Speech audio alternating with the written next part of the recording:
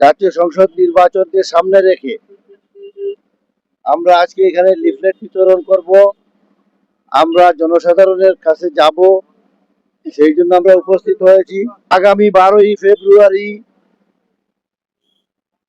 আসন্ন নির্বাচনে ধানের শীষের প্রার্থী এবং তাহসিনা রুদ্দিরকে আপনাদের মূল্যবান রায় দিয়ে এই অঞ্চলের মানুষের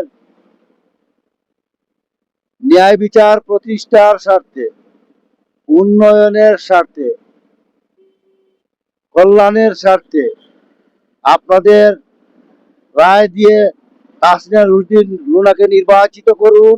আমি উদাত্ত আহ্বান জানাবো, জনমত নির্বিশেষে ধানের শীষের প্রার্থী বেগম তাহসিনা রুদ্দির লুনাকে নির্বাচিত করুন। ইলিয়াস আলী যেভাবে আপনাদেরকে এই অঞ্চলের শান্তির এবং উন্নয়নের জনপদ স্বর্ণযুগ উপহার দিয়েছেন, আমি ইলিয়াস আলীর পরিবারের সদস্য হিসাবে আপনাদেরকে কথা দিচ্ছি, ইনশাআল্লাহ আপনাদের গণরায়ে আমরা সেই সুযোগ পেলে এই অঞ্চলকে আবারও আমরা উন্নয়নের স্বর্ণযুগ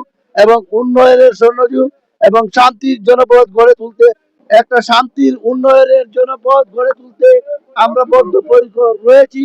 তাই আপনারা দলমত নির্বিশেষে আপনাদের সহযোগিতা এবং ভোট দিয়ে অব্যাহত রাখবেন এবং আপনাদের প্রিয় ইলিয়াস আলীকে ফিরে পাবার জন্য তাকে আপনাদের দোয়ায় শরীক রাখবেন।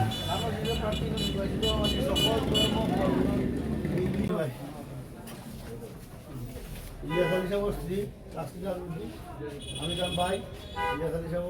আপনারা আপনার কাছে অনুরোধ মা বোন সবাইকে বলবা ইলিয়াস আলী সাহেবকে বিয়ে হওয়ার লাগে দোয়া করতাম, আর তারা শিশু পরিচিতা। ইনশাল্লাহ আপনারা উন্নয়ন আমরা সাধিত করার চেষ্টা করব। ইলিয়াস আলী সাহেবকে যেটা আপনারা নির্বাচিত করছিলেন, বাড়িতে গিয়া বৌদি দিদিদের হইবেন, সালাম দিবেন এবং তারা বউ দিবা